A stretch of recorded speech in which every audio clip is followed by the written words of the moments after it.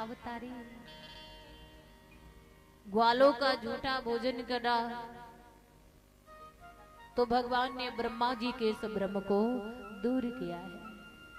नाना प्रकार से लीलाएं कर रहे हैं भगवान।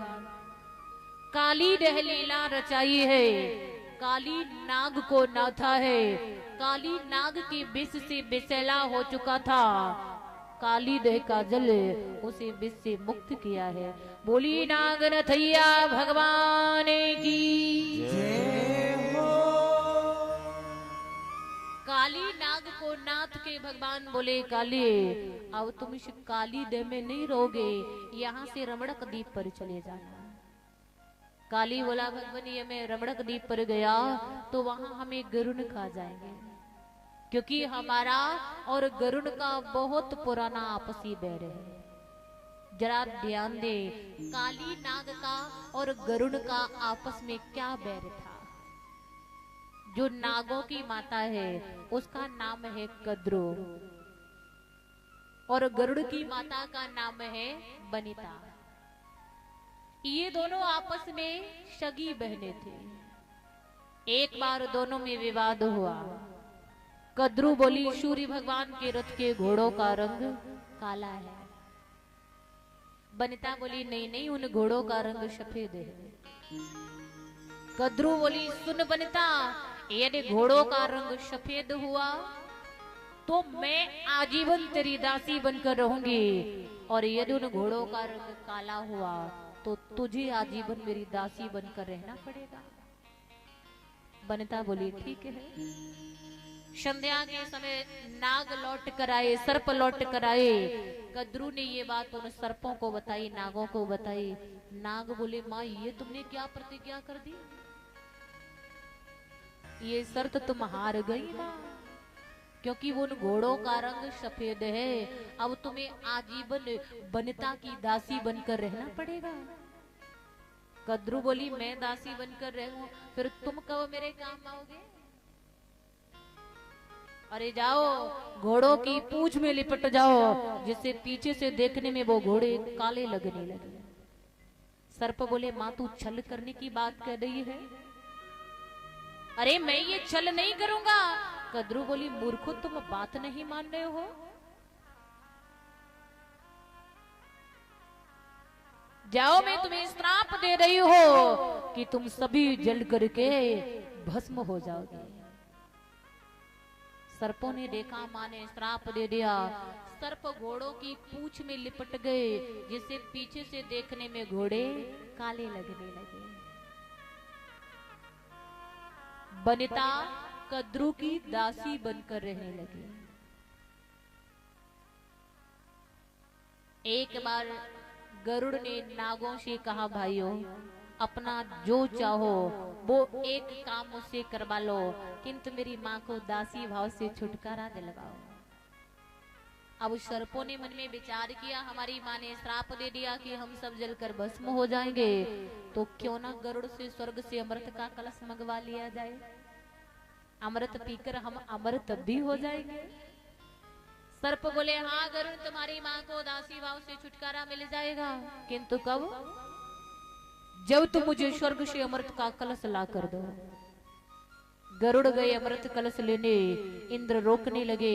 गरुड़ बोले भगवान इस समय मत रोकिए, अरे इस समय हमारी माँ दासी बनी है और मेरी माँ को तब दासी भाव से छुटकारा मिलेगा जब मैं ये अमृत कलश ले जाऊंगा।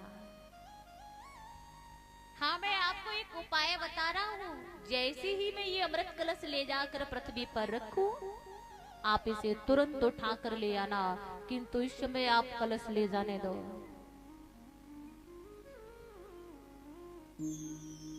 आज गरुड़ कलश लेकर आए, पृथ्वी पर रख दिया। सर्पों से बोले भाइयों स्नान करके आओ और अमृत पी लो, मैं तुम्हारा कार्य कर लाया।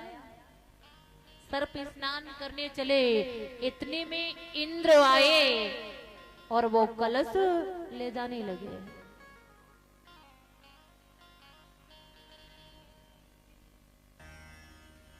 सर्पों ने देखा, सर्प उल्टे पैरों भागे, जब तक वहां पहुंचे तब तक इंद्र वो कलश ले जा चुके थे। गरुड़ ने ये कलश कुश पर रखा था लाकर, इसीलिए कुश को आज भी पवित्र माना जाता है। अब उस सर्पों ने क्या किया, इसे चाटने लगे। शायद कलश रखते समय या ले जाते समय एक आध बूंद यहाँ छलक गई हो, यदि एक बूंद भी मिल गई तो उसी को पीकर हम अमर हो जाएंगे। ऐसा विचार करके उसे चाटने लगे, जिससे सर्पों की जीभ चिरके उसके दो भाग हो गए। तो आज भी सर्पों की जिब्या के दो भाग होते हैं। वनिता को दासी भाव से छुटकारा मिल गया, समय बीतने लगा। किंतु जब गरुड़ ने ये बात जानी कि सर्पों ने मेरी माँ के साथ छल किया था और इसीलिए मेरी माँ को इतने समय तक दासी बनकर रहना पड़ा, अब तो प्रतिज्ञा कर ली, मैं एक भी सर्प को जीवित नहीं छोड़ूंगा, सभी सर्पों को खा जाऊंगा। गरुड़ सर्पों को खाने लगे। सर्प बोले, गरुड़ यदि तुमने ऐसे सर्पों को खाया तो सर्प वंश पृथ्वी पर नष्ट हो जाएगा। मैं आपके क्रोध को समझ सकता हूँ गरुड़, हमारी बात मानो, एक काम करो, मुझ में से नित्य एक नाग आपके पास आता रहेगा, आप नित्य एक नाग को खाते रहना, ऐसे अपने क्रोध को शांत कर लो। गरुड़ ने बोले, ठीक है, नित्य एक नाग चाहिए मुझे। नित्य एक नाग पहुंच जाता है गरुड़ के पास, गरुड़ उसे खा लेते हैं।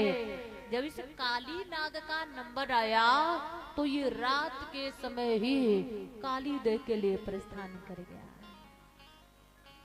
अब यहाँ फिर प्रश्न उठता है, क्या काली देह पर आकर गरुड़ काली नाग को नहीं खा सकते थे?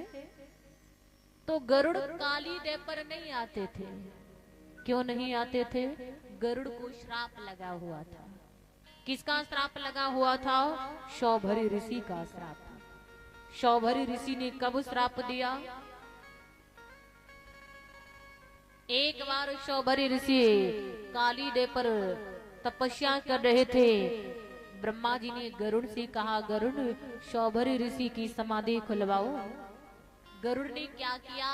मछलियां काट काट करके शौभरी ऋषि के ऊपर गिराने लगे।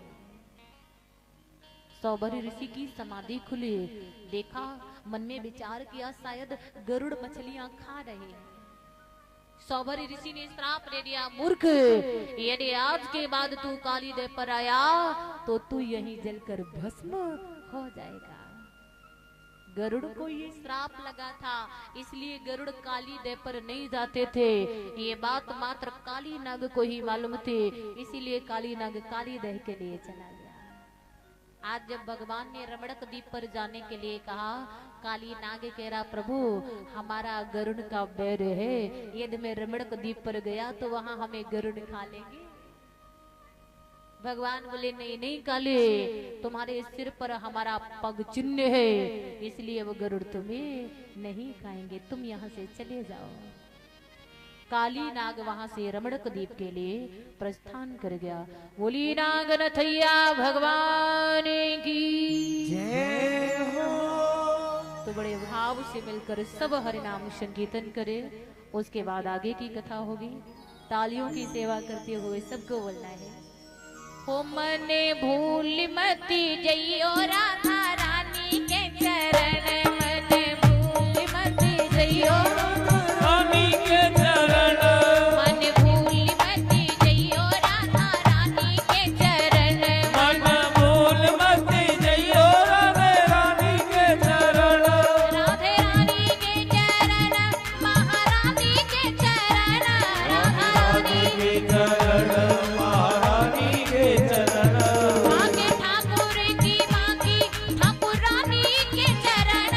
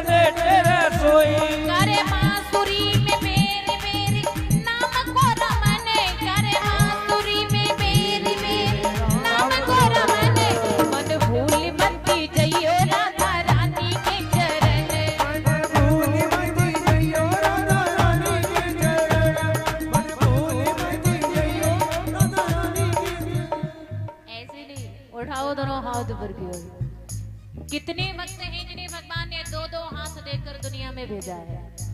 जिनके पास दो दो हाथ हैं जरा ऊंचे हाथ करके दिखाना। जो नीचे हाथ करे बैठे ध्यान रखना। यदि भगवान के आगे बैठकर झूठ बोला, भगवान कहेंगे अगली बार में ये गलती दोहराऊंगा नहीं। भगवान क्या कहना चाहते हैं स्वयं समझिए। तो उठाइए दोनों हाथ ऊपर की ओर। किसके पास दो दो हाथ है? सबके पास है। अब ये हाथ नीचे नहीं आने चाहिए, ऊंचे हाथ करके ताली बजाते हुए कहेंगे मन भूल मत जइयो राधा रानी के चरण। मन भूल मत जइयो राधा रानी के चरण। मन भूल मत जइयो राधा रानी के चरण।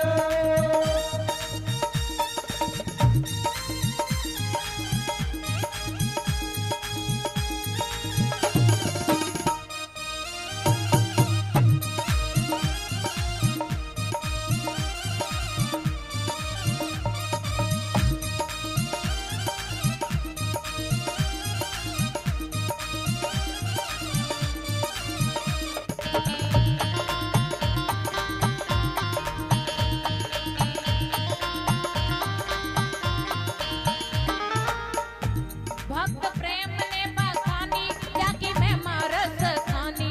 भक्त प्रेम ने बखानी जाकी महिमा रस खानी। भक्त प्रेम ने बखानी जाकी मैं मारस खानी। भक्त प्रेम ने बखानी जाकी महिमा रस खानी। मिल भीख मन मानी करे प्रेम से भरन। मिल भीख मन मानी करे प्रेम से भरन। मन भूल मत जइयो राधा रानी के चरण। मन भूल मत जइयो राधा रानी के चरण। राधे रानी के चरण महारानी के चरण। राधे रानी के चरण महारानी के चरण। बांके ठाकुर की बांकी ठाकुरानी के चरण। बांके ठाकुर मन भूल मत जइयो राधा रानी के चरण। मन भूल मत जइयो राधा रानी के चरण। मन भूल मत जइयो राधा रानी के चरण। मन भूल मत जइयो राधा रानी के चरण। मन भूल मत जइयो राधे रानी के चरण। मन भूल मत जइयो राधा रानी के चरण। रानी के चरण। राधे रानी के चरण महारानी के। राधे रानी मैंने भूल मत मैंने भूल मत।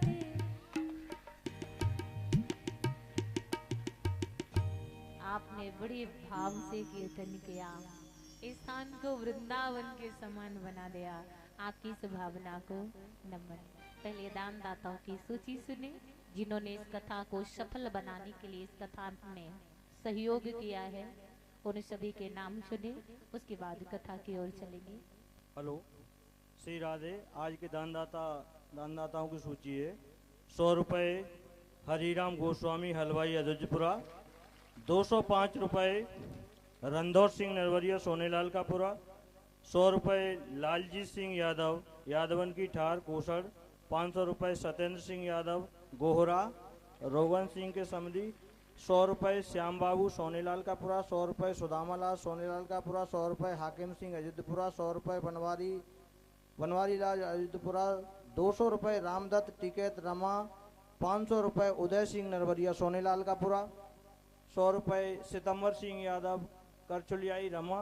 100 रुपये माता दी नरगल अयोध्यपुरा। 1100 रुपये टिंकू राजेंद्र सिंह भदौरिया कोसड़। 200 रुपये महीपत कल्याणपुरा। 200 रुपये भारत सिंह यादव मधैयापुरा। 1100 रुपये भूरे हलवाई रमा। 100 रुपये बंटू यादव सरपंच हरिचंदपुरा। 500 रुपये राम प्रताप सिंह यादव राहुली। 100 रुपये राजवीर बघेलपरा। 50 रुपये गुप्तदान। 50 रुपये श्री भगवान गोस्वामी भौरेश्वर। 100 रुपये हरी सिंह मधैयापुरा। 1100 रुपये विजय उर्फ पप्पू देपुरिया दुल्हागन। 500 रुपये महेश यादव रामचरण मेंबर के भांजे रमा। 100 रुपये होम सिंह सुखवासी का पुरा। 100 रुपये सिद्धार्थ सिंह बघेल सुखवासी का पुरा। 500 रुपये राकेश सिंह बघेल सोई। 151 रुपये सुगर सिंह नरवरिया भगतुआपुरा। 100 रुपये धनीराम सुखवासी का पुरा। 100 रुपये बंटी बघेल पारा। 100 रुपये उमाशंकर गोस्वामी भौरेश्वर। 100 रुपये सुजान सिंह रमा। 100 रुपये कप्तान सिंह यादव रमा। 100 रुपये प्रेम सिंह यादव फूफ। 100 रुपये अरविंद यादव रमा। 500 रुपये वीरेंद्र सिंह यादव मदैयापुरा। 100 रुपये पोतीराम परागापुरा। 100 रुपये राघवेंद्र श्रीवास दुलागन। 50 रुपये राजेश बरेठा सोई। 5100 रुपये दयाराम राठौर कल्याणपुरा। 200 रुपये कालीचरण सिंह यादव मधैयापुरा। 100 रुपये श्री लक्ष्मण सिंह उदन्नपुरा। 111 रुपये दशरथ सिंह नरवरिया उदन्नपुरा। 251 रुपये रणवीर यादव धरई। 251 रुपये मनोज यादव धरई। 111 रुपये कैलाश नरवरिया सोनेलाल का पुरा। 200 रुपये सुबोध यादव देवाला। 500 रुपये नरेश यादव देवाला। 500 रुपये रामाधार सिंह यादव देवाला। 100 रुपये गुप्तदान। 100 रुपये सर्वेश यादव देवाला। 200 रुपये जगदीश यादव शिक्षक मगन। 100 रुपये रामनाथ मेम्बर अजितपुरा। 500 रुपये नंद किशोर भदौरिया अंगदपुरा। 211 रुपये गंगाराम गोस्वामी भौरेश्वर। 100 रुपये गुप्तदान। 100 रुपये यशपाल नरवरिया सोनेलाल का पुरा और 100 रुपये महेश राठौर सोनेलाल का पुरा। इन दानदाताओं पर भगवान भोलेनाथ कृपा बनाए रखें, ऐसी मेरी कामना है। बहुत बहुत धन्यवाद। बोली बाकी बिहारी लाल की जय हो। इधर श्री सुखदेव जी महाराज समझा रहे हैं परीक्षित, अब मैं तुम्हें बताता हूँ कि भगवान ने गोवर्धन महाराज की पूजा किस प्रकार करवाई। एक बार वृंदावन में बड़ी धूमधाम मची हुई है, घर घर में पकवान तैयार हो रहे हैं। कन्हैया ने देखा मैया भी पकवान तैयार कर रही है। कन्हैया बोले मैया आज हमारे वृंदावन में क्या उत्सव है, किसका सम्मान होना है। पास में नंद बाबा बैठे हुए थे, बोले लाला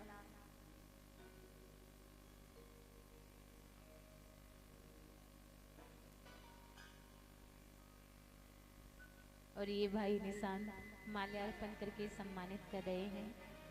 भगवान सदैव अपनी कृपा बनाए रखें, कर कमलों को दान की ओर प्रेरित करते रहें। लाला ने प्रश्न किया, नंद बाबा पास बैठे थे, समझाया कन्हैया बड़ी पूर्व से हम सभी वृंदावन वासी अपना इष्ट देव इंद्र को मानते आए। आज के दिन हम सब मिलकर पूजा करते हैं इष्ट देव की। हमारे इष्ट देव प्रसन्न होकर जल बरसाते हैं जिससे घास उगती है, जिस घास को खाकर हमारी गायें जीवन निर्वाह करती हैं। पूर्व की तरह फिर से हम उन्हीं इष्ट देव इंद्र की पूजा करने जा रहे हैं। कन्हैया कन्हैया बोले तात आपकी ये बात तो ठीक है, इंद्र आपके इष्ट देव है, किंतु एक बात बताइए ये इंद्र कहाँ के अधिकारी हैं?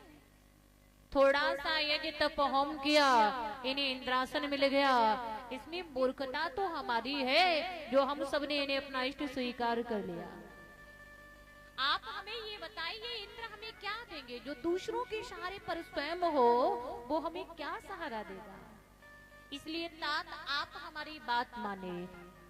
हम सभी ग्वाल बाल हमारे गैया बछड़े सारे दिन गोवर्धन पर्वत पर रहते हैं, उसी पर होगी घास खाकर हमारी गायें जीवन निर्वाह करती है। तो हमारा धर्म बनता है कि हम उन्हीं गोवर्धन महाराज की पूजा करें चल के। मैया अभी बैठी रहो, अभी पूजन नहीं करना है, बैठी रहो, बता दिया जाएगा। बोली वृंदावन बिहारी लाल की जय। नंद बाबा बोले लाला क्या कह रहा, गोवर्धन की पूजा करें? अरे कन्हैया एक बार कहा सो कहा, ये बात दोहराना मत, हमारे इष्ट देव रुष्ट हो जाएंगे। वो हमें सुख देते हैं, शांति देते हैं। कन्हैया करे तात आपके इष्ट देव आपको सुख देते हैं, किंतु दुनिया में कोई भी किसी को कैसा भी सुख दुख नहीं देता है। सुख दुख कैसे पाता है प्राणी, सुनो तात।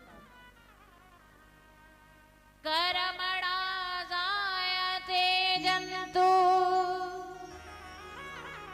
कर्मणेव विलीयते सुखम दुखम भयम क्षेम कर्मणा विपद्धते। हे तात, ये जीव कर्मों के अनुसार उत्पन्न होता है, कर्मों के अनुसार ही विलीन हो जाता है। सुख दुख आदि मांगलिक नियमनों की प्राप्ति जीव को कर्मों के अनुसार होती है। किसी का प्रारब्ध शुभ कर्म ज्यादा है, अशुभ कर्म कम है, तो जीवन में ज्यादा सुखी और कम दुखी रहता है। किसी की प्रारब्ध अशुभ कर्म ज्यादा है, शुभ कम है, तो वह ज्यादा दुखी और कम सुखी रहता है।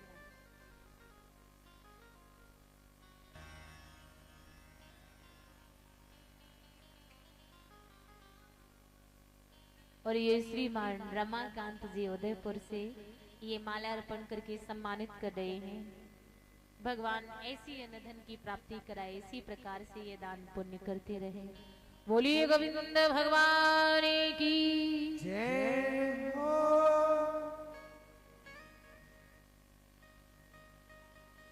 किसी के प्रारब्ध अशुभ कर्म ज्यादा तो जीवन में ज्यादा दुखी रहता है और कम सुखी रहता है।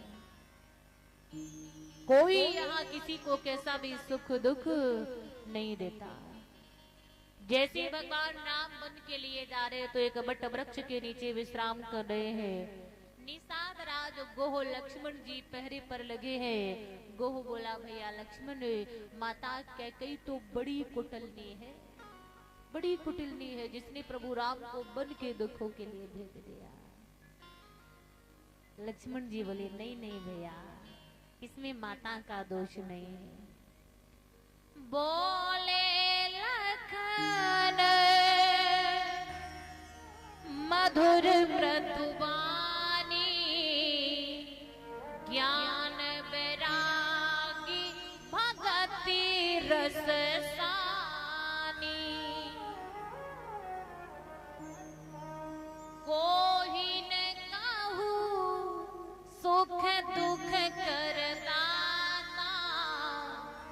निजी कृत कर्म भोग सब प्राता।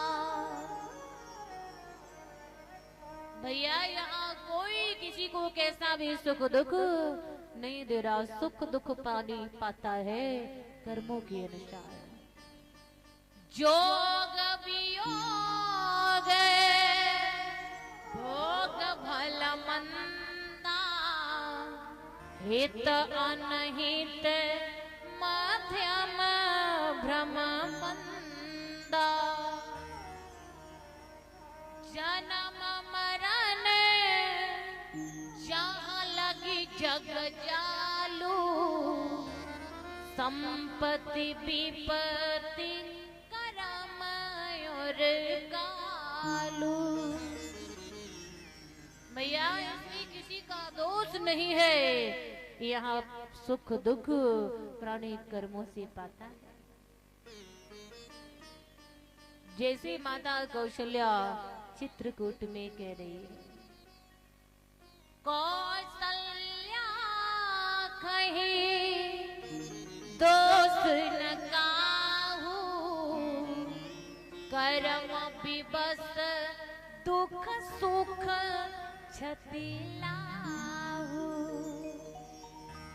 कठिन कर्म गति जानी विधाता जो शुभ अशुभ सकल फलदाता।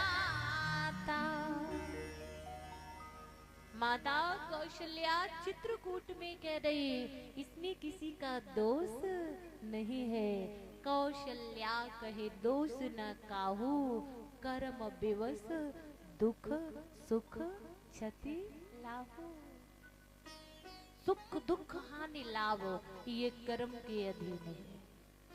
कर्म की गति बड़ी कठिन है, इसी वो विधि ही जानता है जो शुभ तथा अशुभ सभी कर्मों का फल देने वाला है। कर्मों के अनुसार ही सारी सृष्टि की रचना हुई है। कर्म प्रधान विश्व रचिरा, जो जस करहि सो तस फल जाता। सृष्टि के रचने में कर्म ही प्रधान है। जिसने जैसा कर्म किया उसे वैसा फल चखने के लिए मिला है। ये बात संत चरणदास की शिष्या सहजोबाई अपनी वाणी में समझा रहे। पशु पक्षी नरसुर असुर जलचर कीट पतंग, सब ही उत्पत्ति कर्म की सहजो नाना रंग। पशु पक्षी देव दैत्य ये सारी रचना कर्मों के अनुसार हुई है। कर्म भी 3 प्रकार के होते हैं, प्रारब्ध, सिंचित, क्रियामान। प्रारब्ध कर्म कौन है? प्रारब्ध के अनुसार हमें जन्म मिल जाता है, और जिन कर्मों को हम अपने द्वारा करते हैं वो कर्म क्रियामान कहलाते हैं। जो एकत्रित होते रहते हैं वो कर्म सिंचित कहलाते हैं। कर्मों के अनुसार ही सारी सृष्टि की रचना हुई है। जिसने जैसा कर्म किया उसे वैसा फल मिला है। तुलसी ये तन खेत है, मन बच कर्म किसान, पाप पुण्य दो बीज है, जो बोवे सो पावे निदान। जैसा बोएंगे वैसा मिल जाएगा, इसलिए नेक कर्म करिए। जैसे भगवान राम ने सीता माता को वनवास क्यों दिया था? सीता माता के पुष्प बाग में एक तोता तोती रहते थे। सीता माता जब भी वहां जाती थी वो दोहराते थे, सीता के पति राम होंगे, सीता के पति राम होंगे। एक दिन सीता माता ने तोते को पकड़ लिया। तोते को पकड़कर कहा, अरे एक बात बताओ, तुम्हें कैसे मालूम मेरे पति राम होंगे?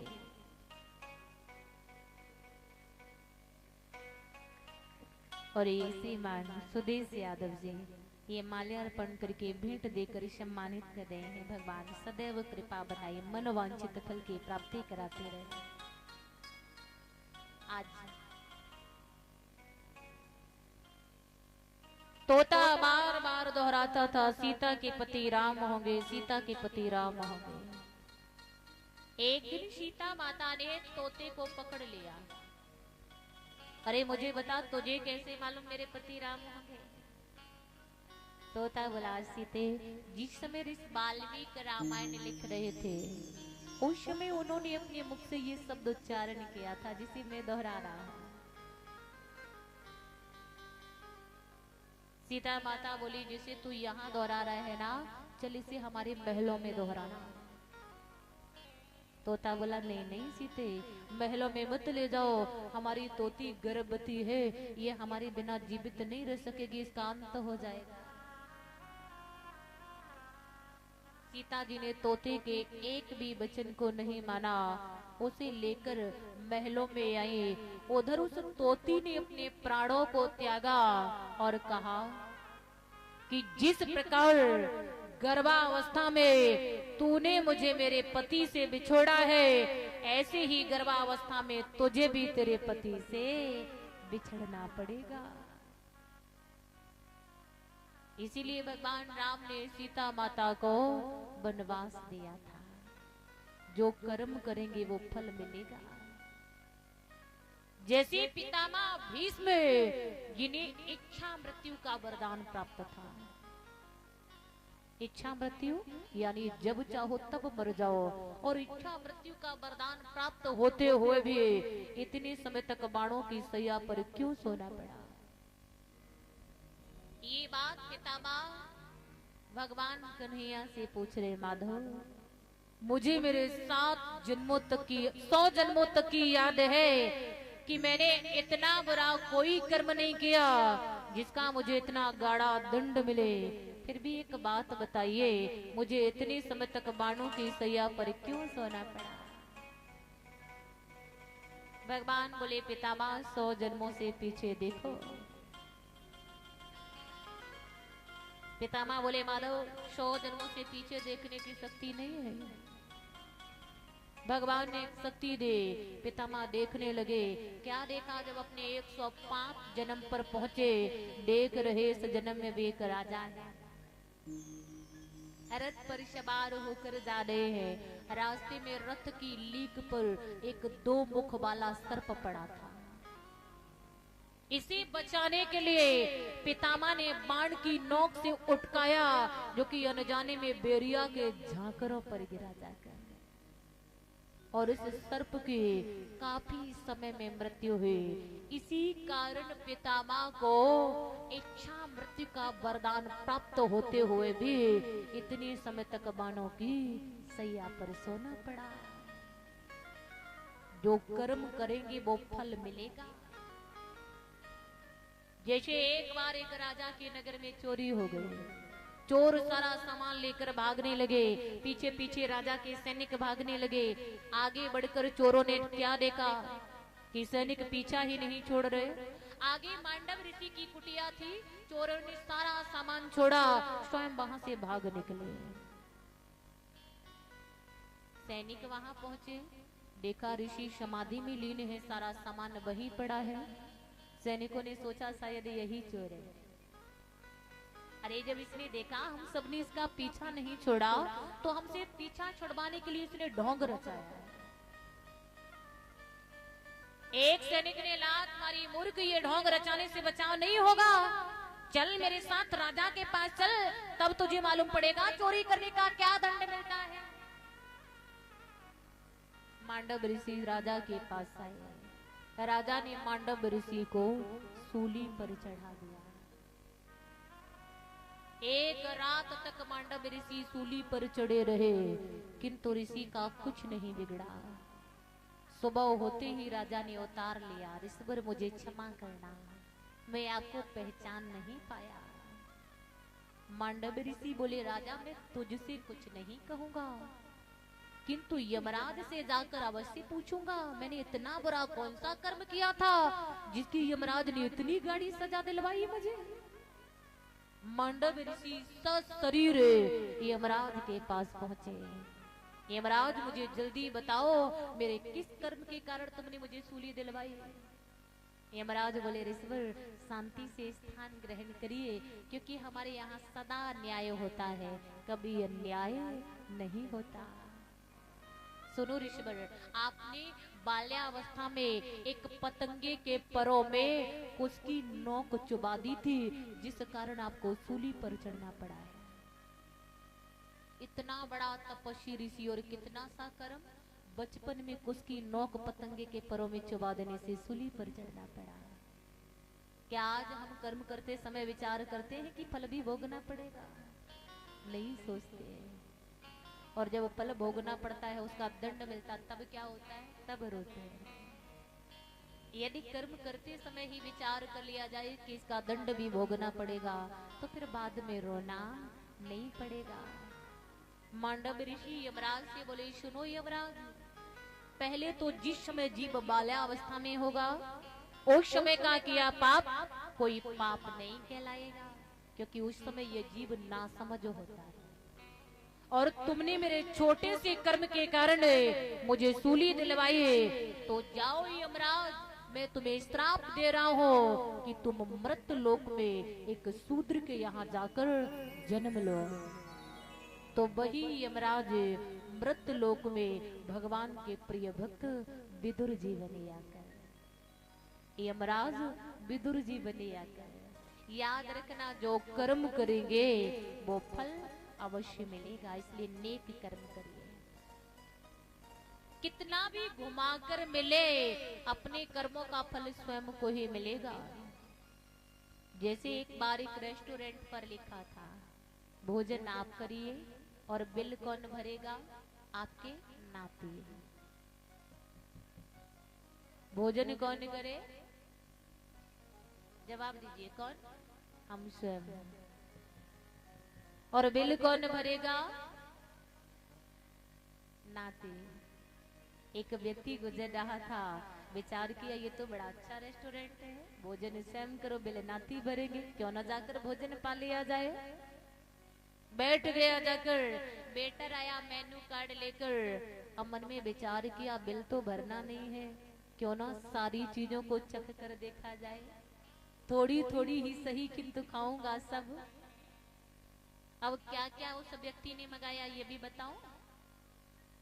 माताएं कह रही हाँ बता दो। ये नहीं बताना है क्योंकि फिर कथा से मन रसगुल्ले में पहुंच जाएगा, इसलिए ये मत जाना। सब मंगाया, जोर उस मेनू कार्ड में दिया था, सब मंगाया, थोड़ा थोड़ा चखूंगा चखूंगा अवश्य।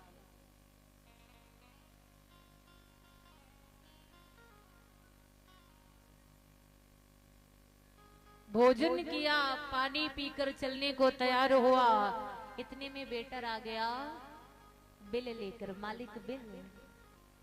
बिल का नाम सुनते ही व्यक्ति तिलमिला उठा, किस बात का बिल? मैं बिल नहीं दूंगा। अरे क्यों लोगों को पागल बनाते हो? रेस्टोरेंट के बाहर लिख रखा है भोजन आप करिए बिल नाती भरेंगे, और अब बिल लेकर आ गए।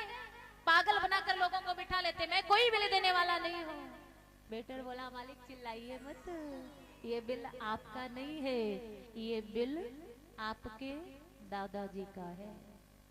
ये बिल किसका है?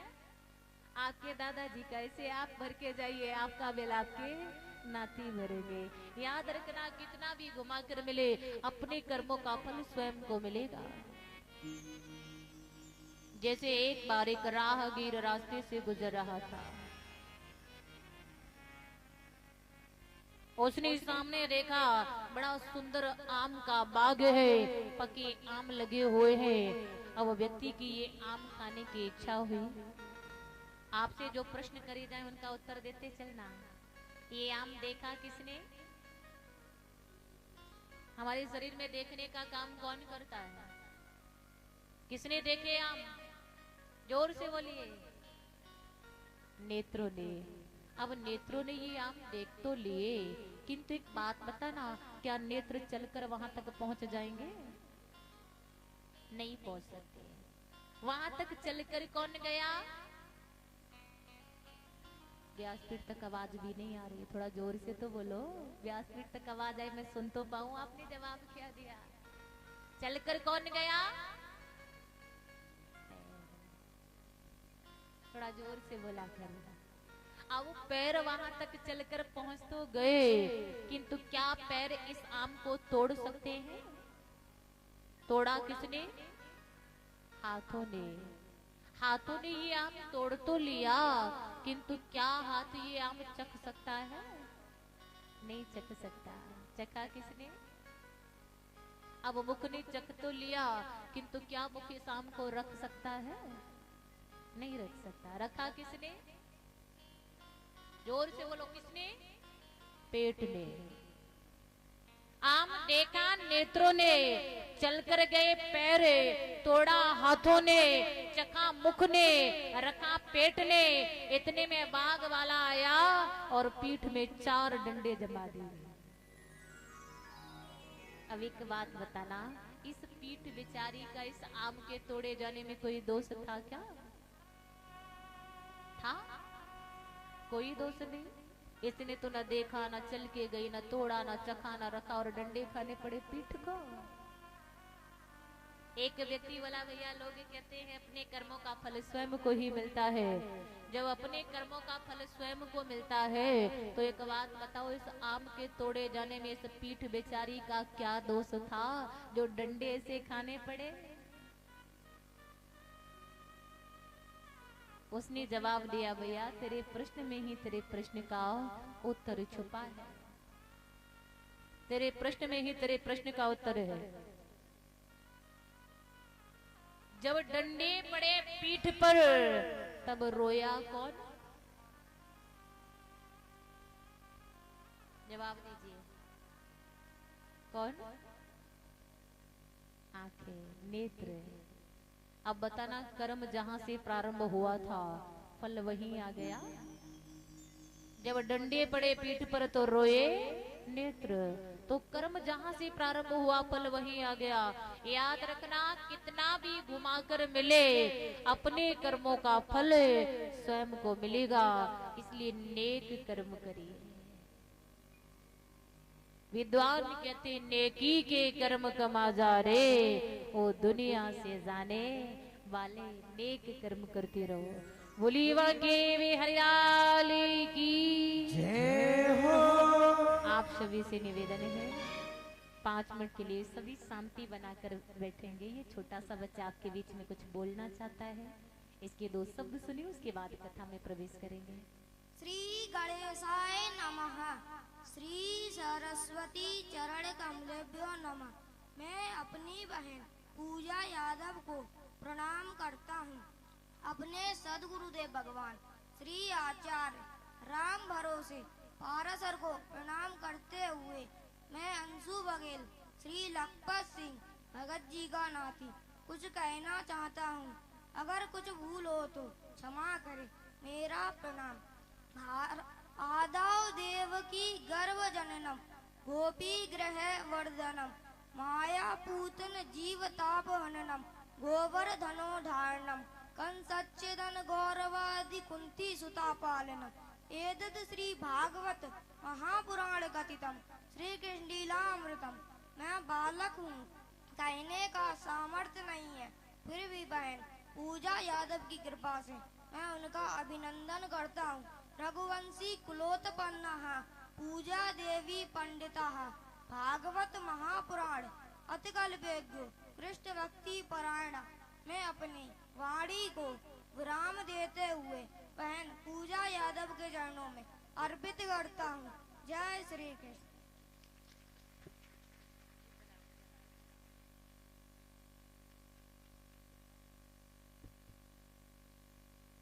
बुलीवा के भी हरिलाल की जय हो।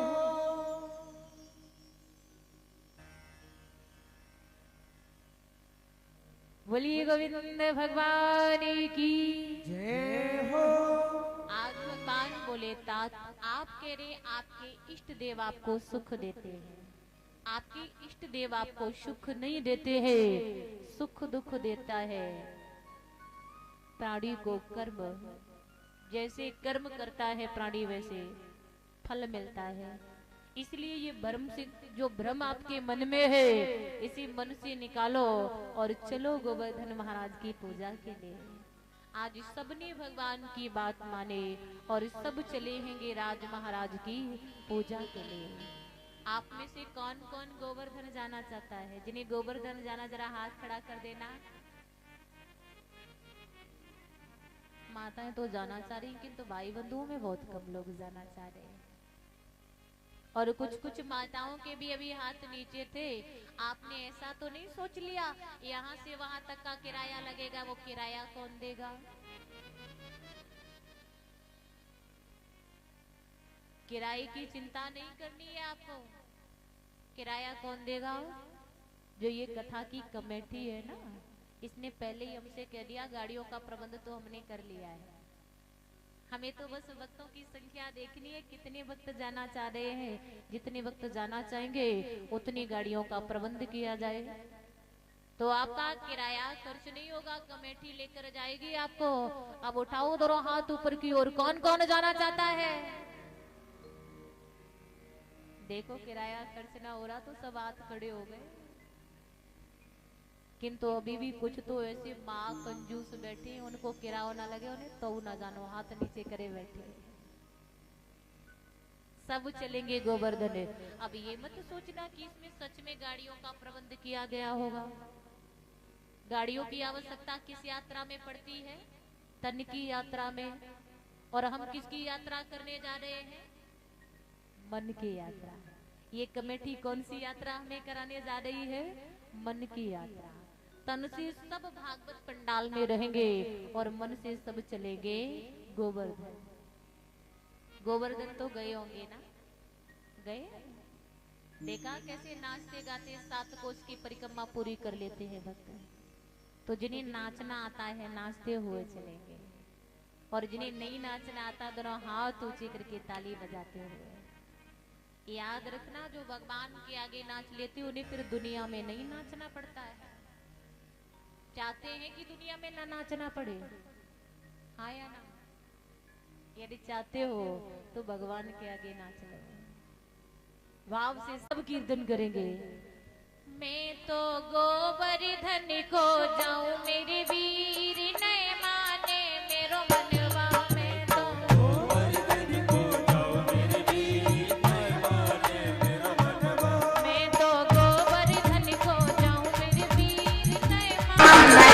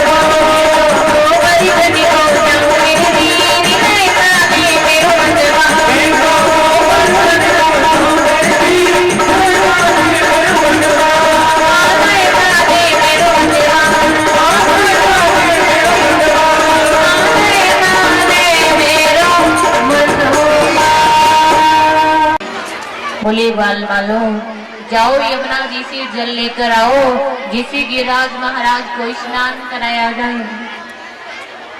ग्वाल बाल यमुना जी से जल लेकर आए।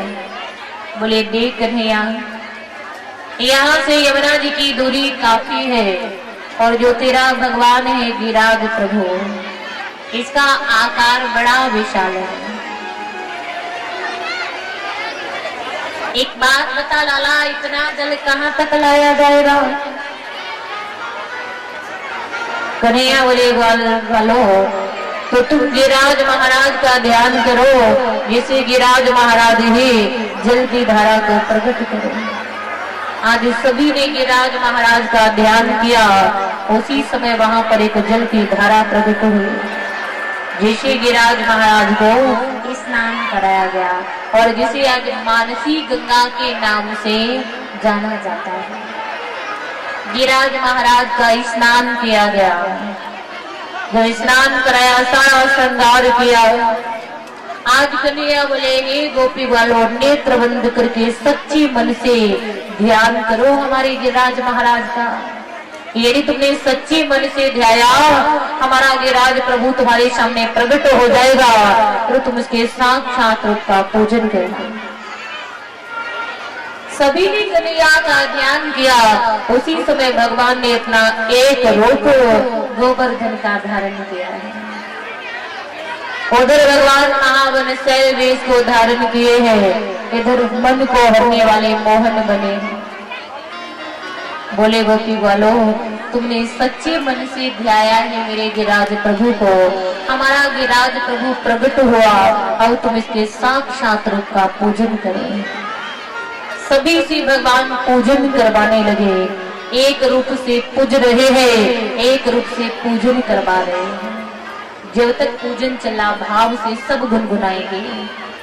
छटा तेरी तीन लोक से न्यारी है, गोवर्धन महाराज छटा तेरी तीन लोक से गोवर्धन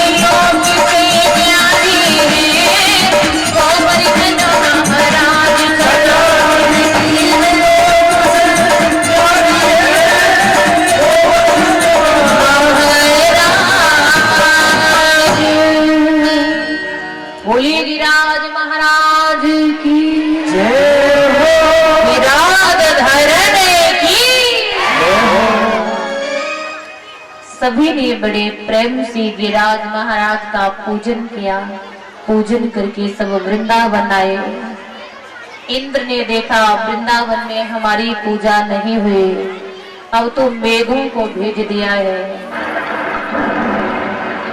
काले नीले पीले सफेद वृंदावन पर बादल आने लगे हैं, बिजलियां टूटने लगे हैं, पवन सन्नाने लगे। दिन ऐसे हो गया जैसे भादों की अमावस्या की रात होती है। हाथ को हाथ का ज्ञान नहीं, किसी के घर बाहर की पहचान नहीं, सूरज का नाम भी नहीं है। मूसलाधार वर्षा प्रारंभ हुई, दीवारें फटने लगे, छतें बैठने लगे। वृंदावनवासी बड़े घबराए। कन्हैया हमारे इष्ट देव रुष्ट हो गए, कौन रक्षा करेगा? भगवान बोले घबराओ मत, आज हमारे गोवर्धन महाराज ही तुम्हारी रक्षा करेंगे। सभी अपने अपने गैया बछड़ों को साथ लेकर हमारे साथ चलो गोवर्धन महाराज के पास। सभी को अपने साथ लेकर भगवान गिरिराज महाराज के पास आए। यहाँ आकर भगवान ने इस पर्वत को उठाकर अपनी छोटी अंगुली पर रख लिया।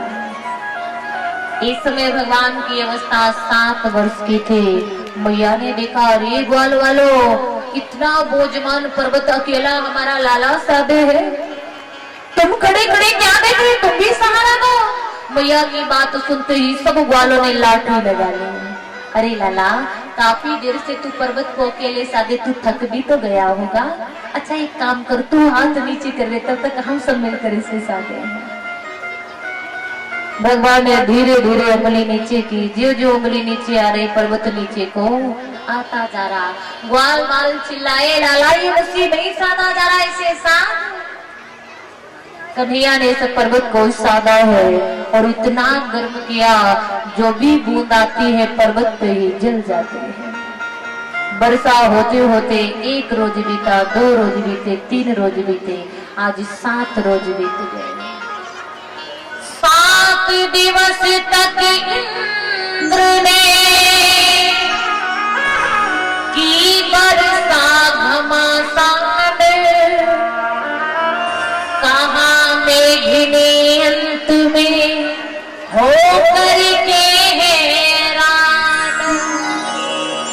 मेघ हैरान हो गए महाराज, इन 7 दिनों में एक पल के लिए वर्षा बंद नहीं हुई, किंतु अब तक वृंदावन पर बूंद भी नहीं पड़ी।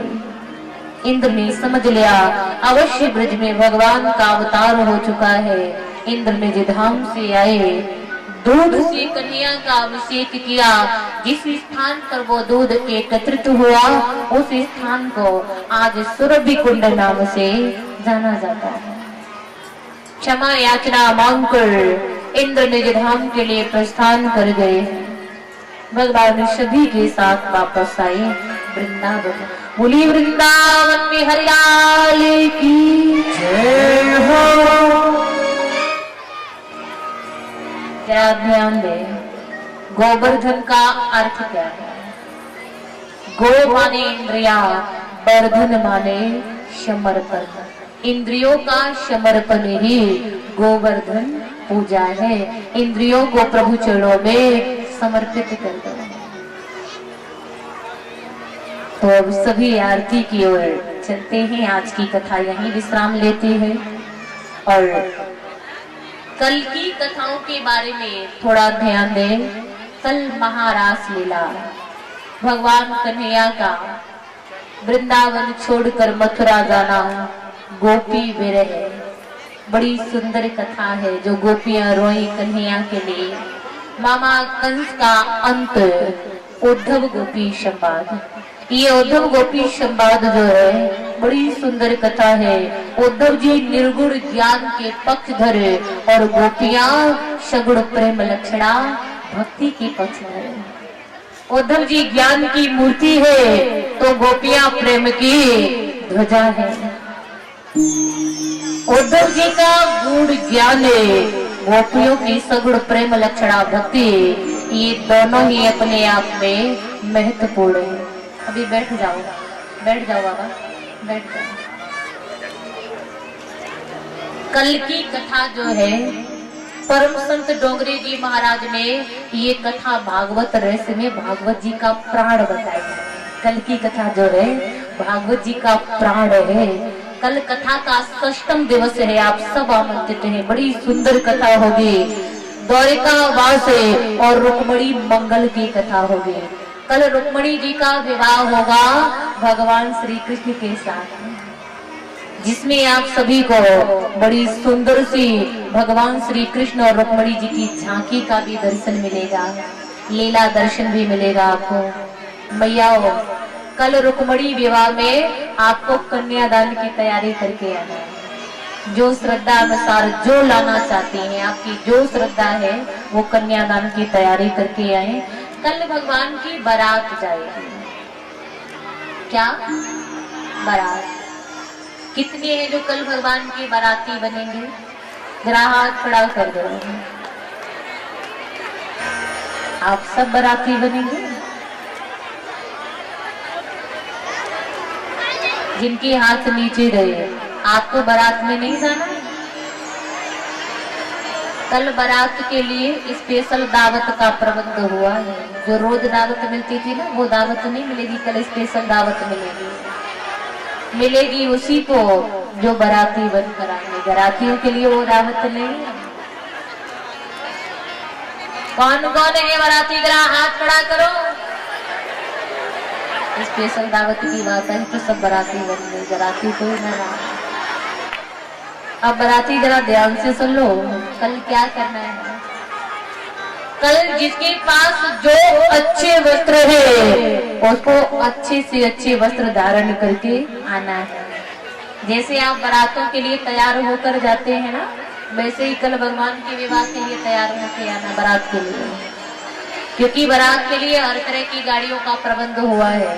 कुछ गाड़ियां भी है और कुछ ट्रैक्टर भी है। जो जानबूझकर अच्छे कपड़े पहन के ना आए उन्हें ट्रैक्टरों से ले जाया जाएगा।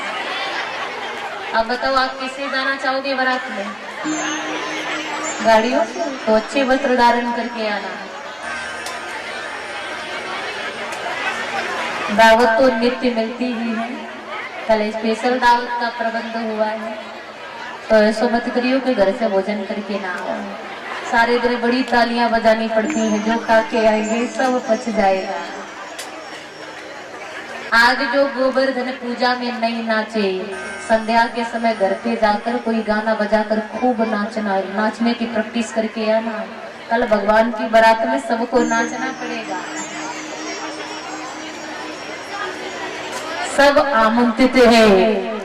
जो आपके बीच में 7 दिवसीय कथा चल रही थी, इस कथा के 2 दिन शेष रह गए, कल और परसों। इन 2 दिनों में आप ज्यादा से ज्यादा संख्या में पधारे। कल माता बहनों को, भाई बंधुओं को, सबको एक या 2 बाराती बढ़ाकर लाना है जो अब तक पंडाल में नहीं आए होंगे। लाओगी भैया? हाँ, भाई बंधु और माता बहने सब लेकर आएंगे। और कार्यकर्ताओं से निवेदन, भैया आज तो पंडाल नहीं बढ़ा था, अगर हो सके तो कल थोड़ा पंडाल बढ़वा दीजिए। आज भी कुछ वक्त बाहर खड़े रहे हैं, इसलिए निवेदन है कल थोड़ा बीच में थोड़ा सा पंडाल बढ़वा दें, बस उसी से काम चल जाएगा। ज्यादा से ज्यादा संख्या में पधारना है। माता बहनों, भाई बंधु, इतने बाराती बढ़ा कर लाना। कार्यकर्ता जितना पंडाल बढ़ाए उतना सारा फल हो जाए। हलवाई लगा दो, लग जाएगा। माता जोर से कह रही है हलवाई लगा दो, मिल जाएंगे रसगुल्ला। कल आप देखना तो सही, अब बड़ी खुशी की यहाँ रसगुल्ला में बस पधारी आप बाराती बनकर। बोलिए की वे हरियाली की जय हो। कुछ दान दाताओं के नाम सुनिए, उसके बाद आरती में प्रवेश करेंगे। हेलो, सम्मानित दानदाताओं की सूची इस प्रकार है। 500 रुपए सूबेदार गोस्वामी,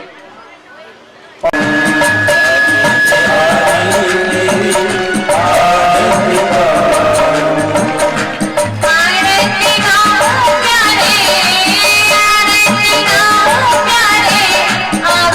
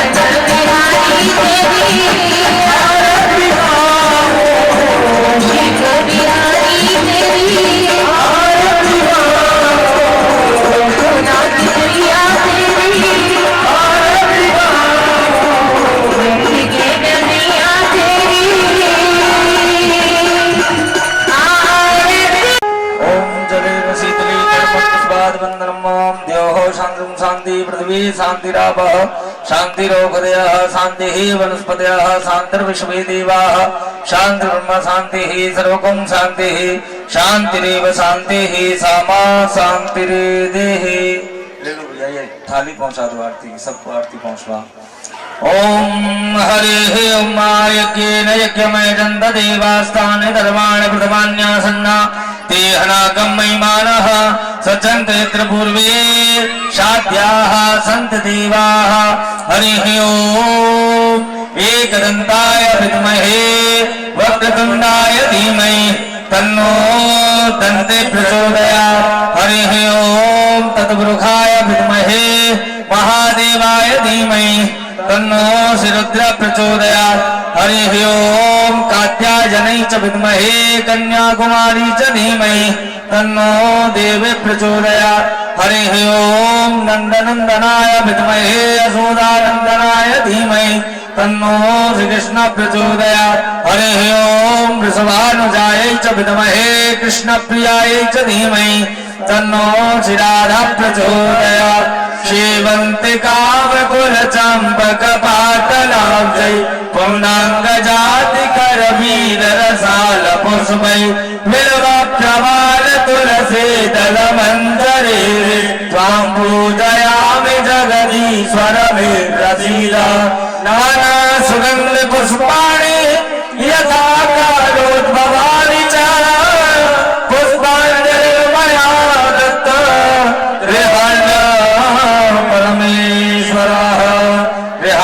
परमेश्वरः। श्रीमद्भागवत महापुराण पुरुषोत्तमाय नमः। बालकृष्णाभ्यां नमः। मंत्र पुष्पांजलिं समर्पयामि। बोलो श्रीमद्भागवत महापुराण की, बांके बिहारीलाल की, राजरानी सरकार की, सतगुरुदेव भगवान की, गंगा यमुना मैया की, संत समाज की, विप्र समाज की, घोड़ेश्वरनाथ की, बेलोन भवानी की, राजगढ़वारी मैया की, अनंत बलवंत हनुमंत लाल की, व्यासी महाराज की, सुखदेव भगवान की, परीक्षित महाराज की। जय जय श्री राम। धर्म की अधर्म का प्राणियों में विश्व का गौ माता की सनातन धर्म की। नमः पार्वती पते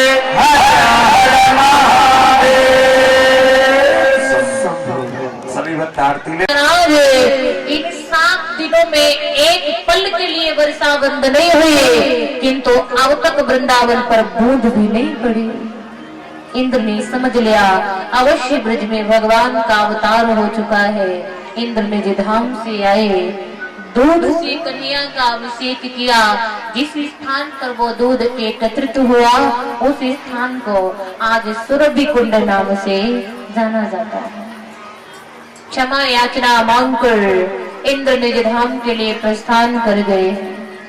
भगवान सभी के साथ वापस आए वृंदावन। बोली वृंदावन में हरिलाल की जय हो। क्या ध्यान दे, गोवर्धन का अर्थ क्या है? गो माने इंद्रिया, वर्धन माने समर्पण। इंद्रियों का समर्पण ही गोवर्धन पूजा है। इंद्रियों को प्रभु चरणों में समर्पित कर दो। तो अब सभी आरती की ओर चलते हैं। आज की कथा यहीं विश्राम लेते हैं और कल की कथाओं के बारे में थोड़ा ध्यान दें। कल महारास लीला, भगवान कन्हैया का वृंदावन छोड़कर मथुरा जाना, गोपी विरह, बड़ी सुंदर कथा है जो गोपियां रोई कन्हैया के लिए। मामा कंस का अंत, उद्धव गोपी संवाद। ये उद्धव गोपी संवाद जो है बड़ी सुंदर कथा है। उद्धव जी निर्गुण ज्ञान के पक्षधर और गोपियां सगुण प्रेम लक्षणा भक्ति के पक्षधर। उद्धव जी ज्ञान की मूर्ति है तो गोपियां प्रेम की ध्वजा है। उद्धव जी का गुण ज्ञान है, गोपियों की सगुण प्रेम लक्षणा भक्ति, ये दोनों ही अपने आप में महत्वपूर्ण है।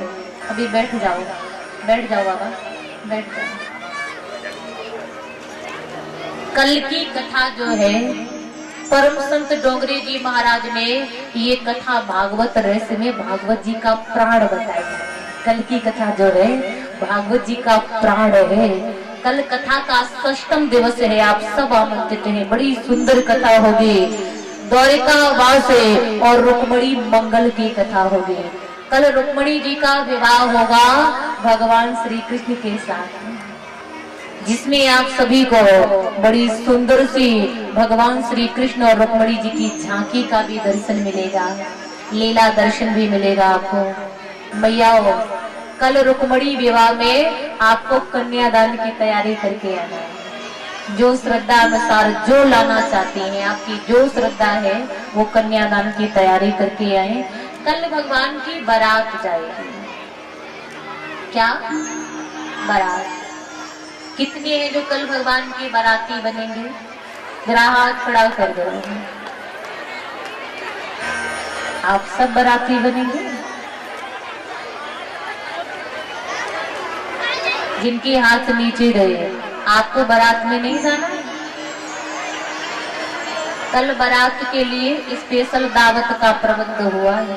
जो रोज दावत मिलती थी ना, वो दावत नहीं मिलेगी, कल स्पेशल दावत मिलेगी उसी को जो बाराती बनकर आएंगे। बारातियों के लिए वो दावत नहीं है।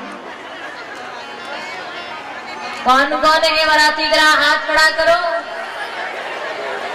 स्पेशल दावत की बात है तो सब बाराती बन गए, बाराती कोई ना रहा। अब बाराती जरा ध्यान से सुन लो, कल क्या करना है। कल जिसके पास जो अच्छे वस्त्र है उसको अच्छे से अच्छे वस्त्र धारण करके आना है। जैसे आप बारातों के लिए तैयार होकर जाते हैं ना, वैसे ही कल भगवान के विवाह के लिए तैयार होकर आना बारात के लिए, क्योंकि बारात के लिए हर तरह की गाड़ियों का प्रबंध हुआ है। कुछ गाड़ियां भी है और कुछ ट्रैक्टर भी है। जो जानबूझकर अच्छे कपड़े पहन के ना आए उन्हें ट्रैक्टरों से ले जाया जाएगा। अब बताओ आप किससे जाना चाहोगे बारात में? गाड़ियों से? तो अच्छे वस्त्र धारण करके आना।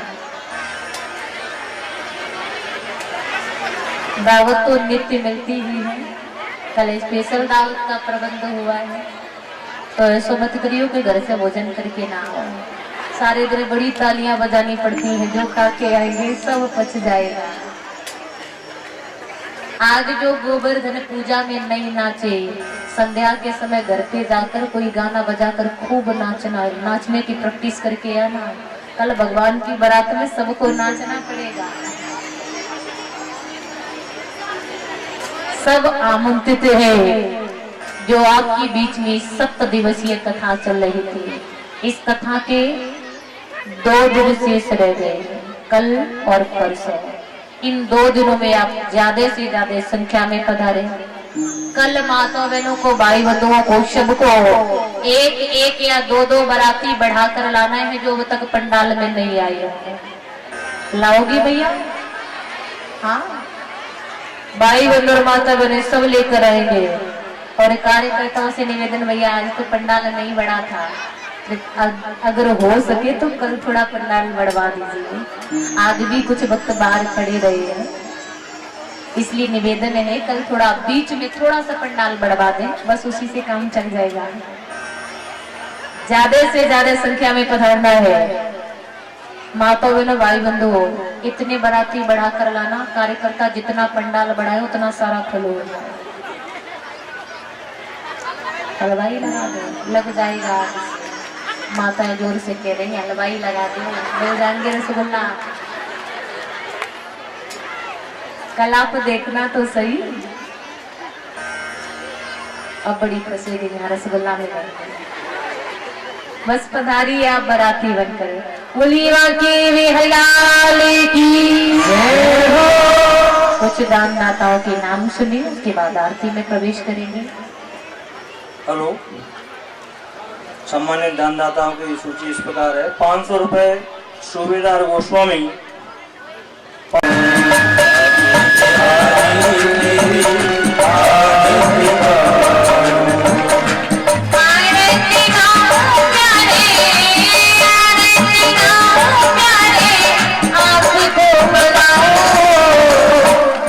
गिर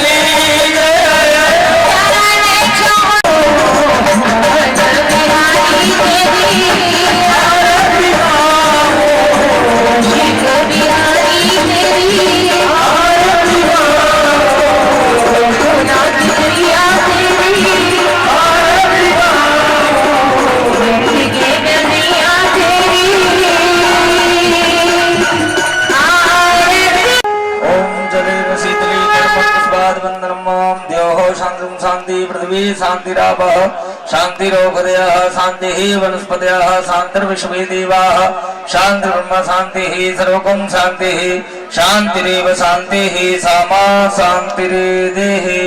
ले लो भैया ये थाली पहुंचा दो आरती की, सबको आरती पहुंचवा। ओम हरे ओम यज्ञेन यज्ञमय दन्त देवास्तानि धर्माणि प्रथमान्यासन्ना ते हनाकं महिमानः सज्जन्ते यत्र पूर्वे शाद्याः सन्ति देवाः। हरिः ओम एकदन्ताय विद्महे वक्रतुण्डाय धीमहि तन्नो दन्ते प्रचोदयात्। हरिः ओम तद्वृखाय विद्महे महादेवाय धीमहि तन्नो श्रीरुद्र प्रचोदयात्। हरिः ओम कात्यायनै च विद्महे कन्याकुमारी च धीमहि तन्नो देवी प्रचोदयात्।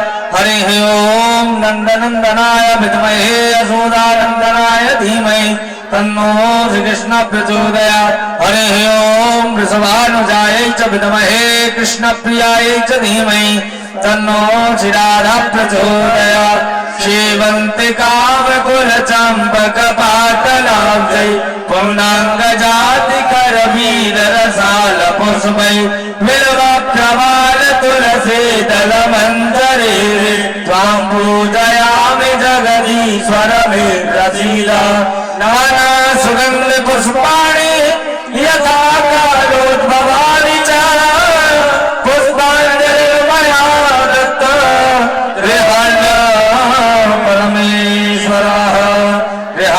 परमेश्वरः। श्रीमद्भागवत महापुराण पुरुषोत्तमाय नमः। बालकृष्णाभ्यां नमः। मंत्र पुष्पांजलिं समर्पयामि। बोलो श्रीमद्भागवत महापुराण की, बांके बिहारी लाल की, राजरानी सरकार की, सतगुरुदेव भगवान की, गंगा यमुना मैया की, संत समाज की, मित्र समाज की, मोरेश्वर नाथ की, बेलोन भवानी की, तारकवारी मैया की, अनंत बलवंत हनुमंत लाल की, व्यासी महाराज की, सुखदेव भगवान की, परीक्षित महाराज की। जय जय श्री राम।